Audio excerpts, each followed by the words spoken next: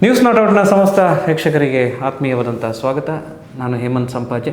ನಮಗೆ ಕೆಲವೊಂದು ವಿಚಾರಗಳನ್ನು ನಿಮ್ಮೆದುರು ಹಂಚ್ಕೊಳ್ಬೇಕಾದ್ರೆ ಒಂದು ಖುಷಿಯಾಗುತ್ತೆ. ಏನಂತ ಹೇಳಿದ್ರೆ, ಅಚಾನಕ್ಕಾಗಿ ಬರುವಂಥ ಕೆಲವು ವಿಚಾರಗಳು ನಡೀತವೆ ನಮ್ಮ ಜೀವನದಲ್ಲಿ.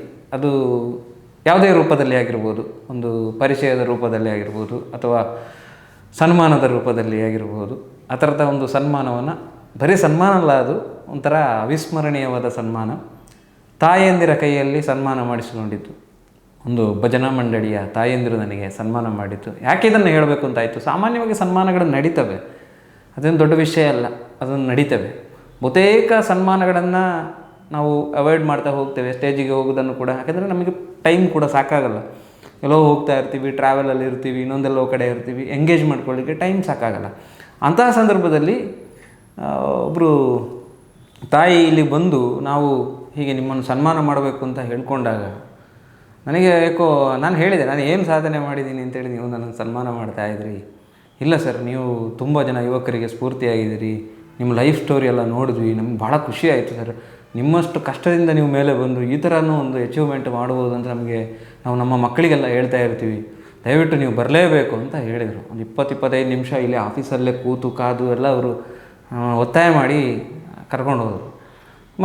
ನಿನ್ನೆ ಸ್ವಾಮಿ ದೊಡ್ಡಡ್ಕ ಕೊರಗಜ್ಜನ ಸನ್ನಿಧಿಯಲ್ಲಿ ರಾತ್ರಿ ಅಲ್ಲಿ ಸನ್ಮಾನಕ್ಕೆ ಏರ್ಪಾಟಾಗಿತ್ತು. ಕುಣಿತ ಭಜನೆಯ ತಂಡ ಶ್ರೀ ವಿಷ್ಣು ಮಹಿಳಾ ಭಜನಾ ಮಂಡಳಿ ಆನ್ಯಾಳ, ಅದು ನಮ್ಮ ಚೆಂಬು ಗ್ರಾಮ, ಕೊಡಗು ಜಿಲ್ಲೆಗೆ ಸೇರುತ್ತೆ. ಯಾಕೆ ಅಂದರೆ, ನಾನು ನನ್ನ ಹುಟ್ಟೂರು ಅಂದರೆ ನನ್ನ ಜನ್ಮದ ಸ್ಥಳ ಅದು ಚೆಂಬು ಗ್ರಾಮಕ್ಕೆ ಸೇರುತ್ತೆ. ಆ ಗ್ರಾಮದ ಒಂದು ಭಜನಾ ಮಂಡಳಿಯವರು ಏನು ವಿಶೇಷತೆ ಅಂತ ಕೇಳ್ಬೋದು ನೀವು. ತುಂಬ ನೀಟಾಗಿ ಕಾರ್ಯಕ್ರಮವನ್ನು ಒಂದು ಅರೇಂಜ್ ಮಾಡಿದರು. ಫಸ್ಟು ಮಹಿಳೆಯರೇ ಸೇರಿ ಮಾಡಿದಂಥ ಅರೇಂಜ್ಮೆಂಟು, ಮತ್ತು ತುಂಬ ಭಾವನಾತ್ಮಕವಾದಂತಹ ಒಂದು ಕಾರ್ಯಕ್ರಮ ಆಗಿತ್ತು. ಯಾಕೆ ಇದು ಭಾವನಾತ್ಮಕವಾಗಿತ್ತು ಅಂತ ಹೇಳಿದರೆ, ಮೊದಲ ವಿಚಾರ ಏನು ಅಂತ ಹೇಳಿದರೆ, ಆ ಒಂದು 7-8 ಜನ ಇದಿರ್ಬೋದು ಮಹಿಳೆಯರು. ಆ ತಂಡದ ಒಬ್ಬರು ಸದಸ್ಯೆ ಏನು ಅವತ್ತು ಹಿಂದೆ ಇನ್ಸಿಡೆಂಟ್ ಆಗಿತ್ತು ನನ್ನ ಜೀವನದಲ್ಲಿ. ಆವಾಗ ನನ್ನ ಸಣ್ಣ ಮಗು ಇದ್ದಾಗ ಆ ಇನ್ಸಿಡೆಂಟ್ ಆದ ದಿವಸ, ಅಂದರೆ ಇನ್ಸಿಡೆಂಟಿಗೆ ಕೆಲವು ಗಂಟೆಗಳಲ್ಲಿ ಅವರು ನನ್ನ ಬೇರೆ ಮನೆಗೆ ಶಿಫ್ಟ್ ಮಾಡಿದಾಗ ಅವರು ಕೈಯಲ್ಲಿ ಹಿಡ್ಕೊಂಡಿದ್ರಂತೆ. ಪಾಪ ಆ ಮಹಿಳೆ ನನ್ನನ್ನು ನೋಡ್ತಾ ನನ್ನ ಹಿಡ್ಕೊಂಡು ಬಹಳ ಒಂಥರ ಭಾವನಾತ್ಮಕವಾಗಿತ್ತದು ಆ ಮೂಮೆಂಟು. ನನಗೆ ಕ್ಯಾಮ್ರಾ ಏನು ನಾನು ಇರಲಿಲ್ಲ ನಮ್ಮ ಕೈಯಲ್ಲಿ, ಬಟ್ ಆದರೂ ಕೂಡ ಆ ಸನ್ನಿವೇಶ ಬಹಳ ಭಾವನಾತ್ಮಕವಾಗಿತ್ತು. ನನ್ನ ಮಟ್ಟಿಗೆ ಒಂದು ಮಹಿಳೆಯರೆಲ್ಲ ಕಣ್ಣುಗಳು ತುಂಬಿ ಬಂದಿದ್ವು. ಯಾಕೆ ನಾನು ಇದನ್ನು ಹೇಳಬೇಕು, ಸಾಮಾನ್ಯ ಸನ್ಮಾನಗಳು ಅದೆಲ್ಲ ನಡೀತವೆ, ಆದರೆ ಈ ಥರದ ಸನ್ಮಾನಗಳು, ಅದರಲ್ಲಿ ಒಬ್ಬ ಮಹಿಳೆ ಅಂತೂ ಒಂದು ಹೂವಿನ ಗುಚ್ಛವನ್ನು ಮಾಡಿದರು. ಸುಮಾರು 2-3 ಗಂಟೆಗಳ ಕಾಲ ಆ ಗುಚ್ಛವನ್ನು ಮಾಡಲಿಕ್ಕೆ, ಅಥವಾ ಜಾಸ್ತಿಯೇ ತಗೊಳ್ಳಿರ್ಬೋದು. ಇನ್ನೊಂದು ಸ್ಕ್ರೀನಲ್ಲಿ ಅದನ್ನು ನೋಡಿ ವಿಡಿಯೋ ಹಾಕ್ತಾಯಿದ್ವಿ.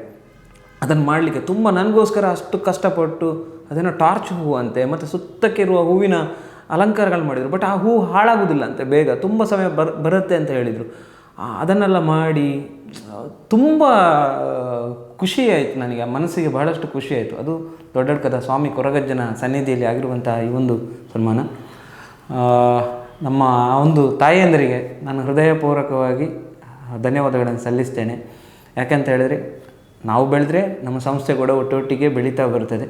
ನಮ್ಮ ಸಂಸ್ಥೆಯನ್ನು ಇದು ನನಗೆ ಮಾಡಿದ್ದಲ್ಲ, ನನ್ನ ಸಂಸ್ಥೆಗೆ ಮಾಡಿದ್ದು, ನ್ಯೂಸ್ ನಾಟ್ ಔಟ್ಗೆ ಮಾಡಿದಂತಹ ಒಂದು ಗೌರವ. ಇದಕ್ಕೆ ನನ್ನನ್ನು ಹೇಗೆ ನೀವು ಗೌರವಿಸಿರಿ, ಅದು ಪ್ರತಿ ನಮ್ಮ ಸಂಸ್ಥೆಯ ಎಲ್ಲ ವಿಭಾಗಕ್ಕೂ ತಲುಪ್ತದೆ ಆ ಒಂದು ಗೌರವ. ಬಹಳ ಖುಷಿಯಾಯಿತು. ಯಾಕಂದರೆ ನಮ್ಮ ಸಂಸ್ಥೆಯನ್ನು ಇತ್ತೀಚೆಗೆ ನಾವು ಕೆಲವು ವರ್ಷಗಳಲ್ಲಿ, ಅಂದರೆ ಒಂದು 2 ವರ್ಷ, ಈಗ 2 ವರ್ಷ ಆಯಿತು, ಕಂಪ್ಲೀಟ್ ಆಗ್ತಾ ಇದೆ. ಇಂಥ ಸಂದರ್ಭದಲ್ಲಿ ನಮ್ಮನ್ನು ಜನ ಈಗ ನಿಧಾನಕ್ಕೆ ಒಪ್ಕೊಳ್ತಾ ಇದ್ದಾರೆ. ನಮ್ಮ ಸುಳ್ಯದ ಜನ ತುಂಬ ಒಪ್ಕೊಳ್ತಾ ಇದ್ದಾರೆ. ವಿದೇಶಗಳ ನ್ಯೂಸ್ಗಳನ್ನು ಹಾಕ್ತೀರಿ, ಎಲ್ಲ ನ್ಯೂಸ್ಗಳನ್ನು ಹಾಕ್ತೀರಿ, ನಿಜಕ್ಕೂ ಚೆನ್ನಾಗಿ ಬರ್ತಾ ಇದೆ ಅಂತ ಹೇಳ್ತಾ ಇದ್ದಾರೆ. ಒಂದಷ್ಟು ಜನ ಹೇಳ್ತಾ ಇದ್ದಾರೆ, ನಿಮಗೇ ನಾವು ಲೈವ್ ಕೊಡ್ತೇವೆ ಅಂತ ಹೇಳಿದ್ದಾರೆ. ಖಂಡಿತವಾಗಿ ನಾವು ಲೈವನ್ನೆಲ್ಲ ಮಾಡ್ತೇವೆ. ನಮ್ಗೆ ಸಪೋರ್ಟ್ ಮಾಡಿ, ನಮ್ಮ ತಂಡಕ್ಕೆ ಸಪೋರ್ಟ್ ಮಾಡಿ. ನೀವು ಮಾಡೋದು ಏನಿಲ್ಲ, ಹೇಮಂತ್ ಸಂಪಾಜೆಗೋಸ್ಕರ ನೀವು ಬೇರೆ ಏನೂ ಮಾಡಬೇಡಿ, ಲೈವ್ಗಳನ್ನು ಕೊಡಿ. ನಮ್ಮಲ್ಲೂ ಕೂಡ ಲೈವ್ಗಳನ್ನು ಮಾಡ್ತೇವೆ. ನಾವು ಲೈವ್ಗಳನ್ನು ಮಾಡಲಿಕ್ಕೆ ಏನು ಬೇಕು ಅದನ್ನೆಲ್ಲ ನಮ್ಮ ಹತ್ರ ಐಟಮ್ಗಳಿದ್ದಾವೆ. ನಮಗೂ ಕೂಡ ಲೈವ್ಗಳನ್ನು ಕೊಡಿ.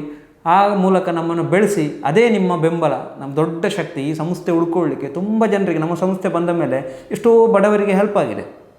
ಎಷ್ಟೋ ಜನ ಮಲಗಿದಲ್ಲಿದ್ದವರಿಗೆ, ಪ್ರತಿಯೊಂದು ಕಷ್ಟದಲ್ಲಿರುವಂಥವರಿಗೆ ನಾವು ನೆರವಾಗಿದ್ದೇವೆ. ಈ ಸಂಸ್ಥೆ ನಾವು ಪಡ್ಕೊಳ್ತೇವೆ, ಸಮಾಜಕ್ಕೆ ಕೊಡ್ತೇವೆ ವಾಪಸ್ಸು ರಿಟರ್ನ್.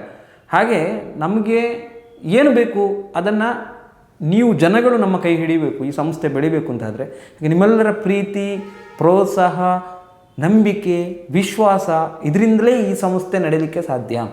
ಈ ಸಂಸ್ಥೆಯ ಜೊತೆಗೆ ನಿಮ್ಮ ಒಂದು ಭಾವನಾತ್ಮಕವಾದ ಕೊಂಡಿ ಗಟ್ಟಿಯಾಗಿ ಬೆಳೆದಿರಬೇಕು. ಯಾವ ಮಟ್ಟಿಗೆ ಅಂತ ಹೇಳಿದ್ರೆ ಎಲ್ಲ ಸಪೋರ್ಟು ನಿಮ್ಮಿಂದ ನಮಗೆ ಬೇಕಾಗ್ತದೆ. ಪ್ರತಿ ಕ್ಷಣದಲ್ಲೂ ನಮಗೆ ಒಂದು ಸಪೋರ್ಟ್ ಕೊಟ್ಟು ನಮ್ಮನ್ನು ಕೈ ಹಿಡಿದು ನಡೆಸುವವರು ನೀವಾಗಿರಬೇಕು. ಹಾಗಿದ್ದರೆ ಮಾತ್ರ ಈ ಸಂಸ್ಥೆಯನ್ನು ನಮಗೆ ಬಲವಾಗಿ ನಡೆಸ್ಕೊಂಡು ಹೋಗಲಿಕ್ಕೆ ಸಾಧ್ಯ ಆಗುತ್ತೆ. ಹಾಗಾಗಿ ನಾನು ಒಂದೇ ಮಾತನ್ನು ಹೇಳೋದು, ಈ ತಾಯಂದಿರು ಇಷ್ಟೊಂದು ಗೌರವವನ್ನು ನನಗೆ ಕೊಟ್ಟರು ಅಂತ ಹೇಳುವಾಗ ಆ ತಾಯಂದ್ರಿಗೆ ನಾನು ತುಂಬ ಧನ್ಯವಾದಗಳನ್ನು ಸಲ್ಲಿಸ್ತೇನೆ. ಯಾಕೆಂದರೆ ಆ ಕ್ಷಣ ನನಗೆ ಏನೋ ಒಂಥರ ಖುಷಿ ಆಯಿತು. ನಾನು ಎಷ್ಟೋ ಸನ್ಮಾನಗಳನ್ನು ತೆಗೆದುಕೊಂಡಿದ್ದೇನೆ, ಆದರೆ ಈ ಥರದ ಒಂದು ಸನ್ಮಾನ ನನಗೆ ಸಿಕ್ಕಿದ್ದುಂಟಲ್ಲ, ಅದು ಯಾವಾಗಲೂ ನೆನಪಿನಲ್ಲಿ ಉಳಿಯುತ್ತೆ. ಅವರು ಮಾಡಿರುವ ಒಂದು ಕೈಗೆ ಕೊಟ್ಟಂಥ ಹೂವಿನ ಒಂದು ಇದಿದೆ, ಅದು ನನಗೆ ನಿಜವಾಗಿಯೂ ಕೂಡ ನನಗೆ ತುಂಬ ತುಂಬ ತುಂಬ ತುಂಬ ಇಷ್ಟ ಆಯಿತು. ತಾಯಂದಿರ ಮಾತುಗಳು ಅಷ್ಟೇ ತುಂಬ ನನ್ನ ಮಾತುಗಳನ್ನೇ ಕಾಯ್ತಾಯಿದ್ರು ನಾನು ಏನು ಹೇಳ್ತೀನಿ ಅಂತ. ಯಾಕಂತೇಳಿದ್ರೆ ಅವರು ಆ ಪ್ರದೇಶ ಚೆಂಬು ಅನ್ನುವಂತಹ ಒಂದು ಕುಗ್ರಾಮದಿಂದ ಈಗೀಗ ಸ್ವಲ್ಪ ಸ್ವಲ್ಪ ನಾಗರಿಕತೆ, ಬಟ್ ತುಂಬ ವರ್ಷಗಳ ಹಿಂದೆ ಅದು ಬಹಳ ಕಷ್ಟವಾದಂಥ ಏರಿಯಾ. ಆ ಜಾಗದಲ್ಲಿ ಕಾಡು ಗುಡ್ಡಗಳ ಪ್ರದೇಶದಲ್ಲಿ ಇದ್ದ ಜನಗಳಿಗೆ ಈ ಥರ ನಾವು ನಮ್ಮ ಜೀವನದಲ್ಲಿ ಹೀಗೆ ಆಗಿದೆ ಅಂತ ಗೊತ್ತಾಗಿದ್ದು ಈಗ ನೆನಪಿಗೆ ರಿಕಾಲ್ ಬಂತು ಎಲ್ರಿಗೂ ಕೂಡ. ಆ ವಿಡಿಯೋ ಮಾಡಿದ ನಂತರ 100K ಸಬ್ಸ್ಕ್ರೈಬರ್ ಕಳೆದ ಮೇಲೆ ನಾವು ಮಾಡಿದಂಥ ವಿಡಿಯೋ ಎಲ್ಲರಿಗೂ ಕೂಡ ರಿಕಾಲ್ ಆಯಿತು. ಇತ್ತೀಚೆಗೆ ಈಶ್ವರ ಮಲ್ಪೆ ಅವರನ್ನು ನಾನು ಕರ್ಕೊಂಡು ಬಂದಿದ್ದೆ ಇಲ್ಲಿ ಈ ಸನ್ನಿಧಿಗೆ. ನಮ್ಮ ಮನೆಗೆ ಬಂದವರು, ಹಾಗೆ ನಾನು ಇಲ್ಲಿಗೆ ಕರ್ಕೊಂಡು ಬಂದೆ.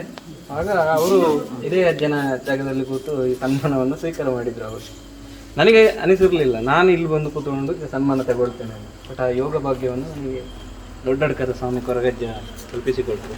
ಅದು ನಮ್ಮ ಊರಿನ ಜನತೆಯ ತುಂಬ ಹೆಮ್ಮೆ ಆಗ್ತದೆ ನನಗೆ. ನಮ್ಮ ಚೆಂಬು ಗ್ರಾಮಗಳು, ನನ್ನ ಊರು ಹುಟ್ಟೂರು ಚೆಂಬು, ಆದರೆ ನಾನು ಬೆಳೆದಿದ್ದೆಲ್ಲ ಸಂಪಾಜೆ ಇಲ್ಲಿ. ತುಂಬ ಜನ ಕೇಳ್ತಾರೆ ನನ್ನ ಹತ್ರ, ಯಾಕೆ ನೀವು ಮಿನುಂಗೂರು ಅಂತ ಇಡಲಿಲ್ಲ, ಮನೆ ಹೆಸರನ್ನು ಇಡಲಿಲ್ಲ ಅಂತ. ನಾನು ಅವರಿಗೆ ಹೇಳಿದ್ದಿಷ್ಟೇ, ನಾನು ಹುಟ್ಟಿ ಬೆಳೆದು ಅಂದರೆ ಹುಟ್ಟಿದ್ದಲ್ಲಾದರೂ ಕೂಡ ಇಲ್ಲಿ ಎಜುಕೇಷನ್ ಎಲ್ಲ ಸಂಪೂರ್ಣ ಒಂದು ಊಟ ತಿಂದಿದ್ರು ಕೂಡ ಸಂಪಾಜೆ ಎಂದು. ಹಾಗಾಗಿ ನಾವು ಸಂಪಾಜೆ ಅಂತ ಇಟ್ಟೆ, ಊರಿನ ಹೆಸರನ್ನು ಇಟ್ಟಿದ್ದೀವಿ. ಎಲ್ರಿಗೂ ಖುಷಿ ಇದೆ ಊರಿನ ಹೆಸರು ಇಟ್ಟೋದಕ್ಕೆ. ಎಲ್ಲರೂ ಕೂಡ ನಿಮ್ಮ ಜೊತೆ ಊರಿನ ಹೆಸರು ಕೂಡ ಬರ್ತದಲ್ಲ ಅಂತ ತುಂಬ ಜನ ಹೇಳ್ತಾರೆ. ಶ್ರೀ ವಿಷ್ಣು ಅನ್ಯಾಳದವರು, ಚೆಂಬು ಗ್ರಾಮ. ಹಾಗೆ ನಿಮ್ಮೆಲ್ಲ ಕಾರ್ಯಕ್ರಮಗಳು ಸಕ್ಸಸ್ ಆಗಲಿ, ಮುಂದೆ ಚೆನ್ನಾಗಿ ಕಾರ್ಯಕ್ರಮವನ್ನು ಮಾಡಿ. ನಮ್ಮ ಹಿಂದೆ ನಮ್ಮದು ಪಾಸ್ಟ್ ಈವೆಂಟನ್ನು ನೋಡಿ ನೀವೆಲ್ಲ ತುಂಬ ಬೇಜಾರಾಗಿದ್ದೀರಿ ಅಂತ ಗೊತ್ತು ನನಗೆ. ತುಂಬ ಜನ ಹೇಳಿದರು, ಫೋನ್ ಮಾಡಿದರು, ತುಂಬ ಹೊರಗಿನವರು ತುಂಬ ಜನ ನಮಗೆ ಮೆಸೇಜ್ಗಳನ್ನು ಮಾಡಿ ಸಂದೇಶಗಳು, ಸುಮಾರು ಒಂದು 50,000 ಜನ ನೋಡಿದ್ದಾರೆ ಆ ವಿಡಿಯೋವನ್ನು. ಹೊರಗಿನವರು ಅಬ್ರಾಡಲ್ಲಿರುವವರೆಲ್ಲ ನೋಡಿದ್ದಾರೆ. ಅವರೆಲ್ಲ ಹೇಳಿದ್ದು ಒಂದೇ, ಧೈರ್ಯವಾಗಿರಿ ಸರ್ ಅಂತ. ಈಗ ನಾನು ಹಳೆದನ್ನೆಲ್ಲ ಮರ್ತಿದ್ದೇನೆ. ನಿಮ್ಮಂಥವರು ಒಟ್ಟಿಗಿರುವಾಗ ಹಳೆ ಘಟನೆಯನ್ನು ಮರೆತು ಹೊಸ ಜೀವನದತ್ತ ಸಾಗ್ತಾ ಇದೆ ಬದುಕು. ಶೂನ್ಯದಿಂದ ನಾನು ತುಂಬ ಜನಕ್ಕೆ ಯುವಕರಿಗೆಲ್ಲ ಹೇಳ್ತಾ ಇರ್ತೇನೆ, ನಾವು 0ಇಂದ ಇದ್ದವರು ಹೇಗೆ ಮೇಲೆ ಬರ್ಬೋದು ಅಂತ. ಅದಕ್ಕೆ ಲೈವ್ಲಿ ಎಕ್ಸಾಂಪಲ್ನ ನಾನೇ ಕೊಟ್ಕೊಂಡು ಅದನ್ನು ವೀಡಿಯೋ ಮಾಡ್ಕೊಳ್ಬೇಕಾಯ್ತು ನನಗೆ. ನಿಮಗೆಲ್ಲ ಅದು ಸ್ವಲ್ಪ ನೋವು ತಂದಿದೆ ಅಂತ ನನಗೆ ಅಂದ್ಕೊಂಡಿದ್ದೇನೆ. ಕೆಲವರಿಗೆ ಬೇಜಾರಾಗಿದೆ ಅದನ್ನು ನೋಡಿ, ವಿಡಿಯೋ ನೋಡಿ ತುಂಬ ಜನ ಒಂಥರ ಫೀಲ್ ಮಾಡ್ಕೊಂಡಿದ್ದಾರೆ, ನೋವು ಒಂಥರ ಅಯ್ಯೋ ಏನಪ್ಪ ಹೀಗಾಯ್ತಲ್ಲ ಏನೋ ಬದುಕಲ್ಲಿ ಅಂತ. ನಿಮ್ಗೆ ಗೊತ್ತಿಲ್ಲ, 12 ಭಾಗದಲ್ಲಿ ನಾನು ಬರ್ತಾ ಇರಲಿಲ್ಲ, ಬಟ್ ನನ್ನ 12 ಭಾಗದಲ್ಲಿ ಆ ಬೈಲು ಕಿನ್ಮಣಿ ದೇವಸ್ಥಾನ ಇದೆಯಲ್ಲ, ಆ ಬೈಲಲ್ಲಿ ನಡ್ಕೊಂಡು ಹೋಗ್ತಾ ಇದ್ದಾರೆ ರಜಾ ದಿವಸಗಳಲ್ಲೆಲ್ಲ. ತೋಟಕ್ಕೆಲ್ಲ ಹೋಗೋ ಕ್ರಮ ಇತ್ತು. ಆವಾಗ ಊರಿನವರೆಲ್ಲ ನಾನು ಹೋಗುವ ನೋಡ್ತಾ ಇದ್ರು, ನಿಕ್ಕಿ ಎಲ್ಲೋ ಕೆಲಸ ಮಾಡ್ತಾಯಿದ್ರು, ಬಟ್ ನಾನು ಹೋಗುವಾಗ ಸಡನ್ನೇ ಅವರು ನೋಡೋದೆಲ್ಲ ಇತ್ತು, ಅದೇ ಹುಡುಗ ಅಂತ ಹೇಳ್ತಾ ಇದ್ರು. ಹಾಗಾಗಿ ಆಗಿದೆ ಅಂತ ಅದನ್ನು ಕೇಳಿಯೇ ನನಗೆ ಗೊತ್ತಾಗಿದ್ದು, ಓ ನನ್ನ ಜೀವನದಲ್ಲಿ ಈ ಥರ ಆಗಿದೆಯಲ್ಲ ಅಂತ. ಮನೆಯಲ್ಲಿದ್ದಂತಹ ಫೈಲ್ಗಳನ್ನೆಲ್ಲ ತೆಗೆದು ಹಳೆ ಕೇಸದು ಪೇಪರೆಲ್ಲ ನೋಡಿದಾಗ ಗೊತ್ತಾಯಿತು. ಬಟ್ ನಾನು ಏನೂ ಇಲ್ಲದ ಆ ಟೈಮಲ್ಲಿ, ಅಂದರೆ ನಾನು ಮಾಧ್ಯಮ ಕ್ಷೇತ್ರಕ್ಕೆ ನನಗೆ ಕೆಲಸ ಮಾಡಿ ನಮ್ಮ ಪಪ್ಪ ಅಮ್ಮ ತುಂಬ ನನಗೆ ಸಾಕಿದವರು, ತುಂಬ ನಮ್ಮನ್ನು ಬೆಳೆಸಿದ್ದೆ ಅವರು. ಎಜುಕೇಷನ್ ಕೊಟ್ಟು ನಮ್ಮನ್ನು ಮೇಲೆ ತಂದು, ಶಿಕ್ಷಣ ಇದ್ದರೆ ಏನು ಬೇಕಾದ್ರೆ ಮಾಡ್ಬೋದಲ್ಲ ಬದುಕಲ್ಲಿ. ಹಾಗೆ ನಾನು ನನ್ನ ಪ್ರೈಮರಿಯೆಲ್ಲ ಗೌರ್ಮೆಂಟ್ ಶಾಲೆಯಲ್ಲೇ ನಾನು ಓದಿದವ. ನಾನೇನು ಬೇರೆ ಇಂಗ್ಲೀಷ್ ಮೀಡಿಯಮಲ್ಲಿ ಓದಿದವಲ್ಲ, ಗೌರ್ಮೆಂಟ್ ಶಾಲೆಯಲ್ಲೂ ಓದಿದವ. PUC ಕೂಡ ಅಷ್ಟೇ ಇಲ್ಲಿ ಸಂಪಾಜಲ್ಲೇ ಮಾಡಿದ್ದು.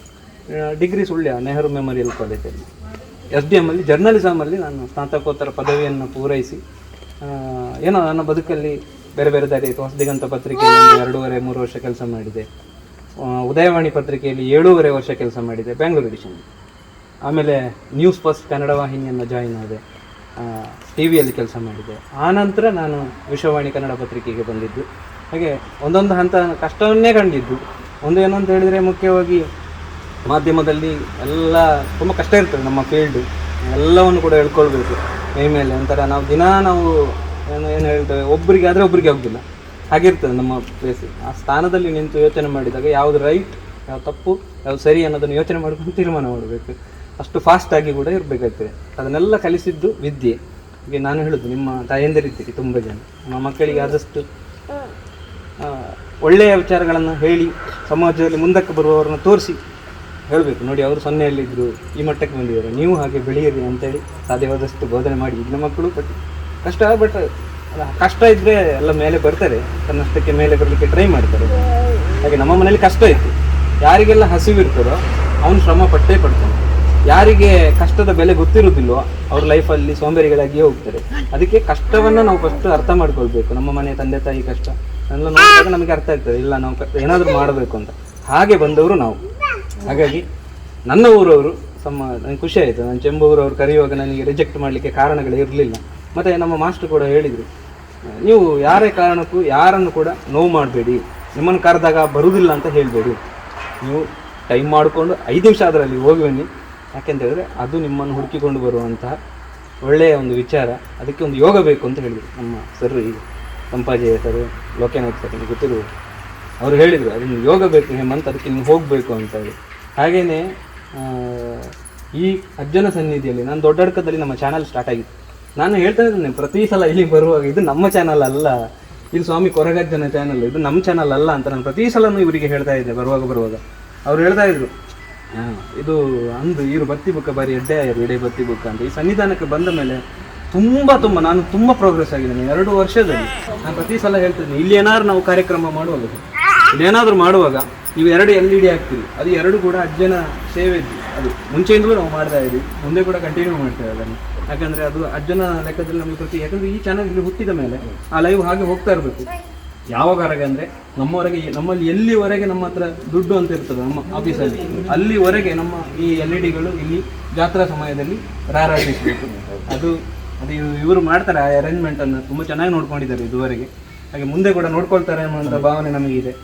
ಹಾಗೆ ನಿಮಗೆಲ್ಲರಿಗೂ ಕೂಡ ನಾನು ಮತ್ತೊಮ್ಮೆ ವಂದಿಸ್ತೇನೆ. ಎಲ್ಲರಿಗೂ ಒಳ್ಳೆಯದಾಗಲಿ, ಶುಭವಾಗಲಿ, ಧನ್ಯವಾದಗಳು. ಹಾಗೆ ನಿಮ್ಮ ಪ್ರೀತಿ ವಿಶ್ವಾಸಕ್ಕೆ ನಾವು ಯಾವತ್ತೂ ಕೂಡ ನಾವು ಚಿರಋಣಿಗಳು. ನಾನು, ನನ್ನ ಸಂಸ್ಥೆ, ನನ್ನ ಸಿಬ್ಬಂದಿಗಳು, ಪ್ರತಿಯೊಬ್ಬರು ಕೂಡ ನಾವು ನಿಮಗೆ ಆಭಾರಿಗಳಾಗಿರ್ತೇವೆ. ಜೊತೆಗೆ ನಮ್ಮನ್ನು ಬೆಳೆಸೋದು ಕೂಡ ನೀವೇ ಅಂತ ಹೇಳ್ತಾ ನನ್ನ ಮಾತುಗಳನ್ನು ಮುಗಿಸ್ತೇನೆ. ಧನ್ಯವಾದಗಳು, ನಮಸ್ಕಾರ.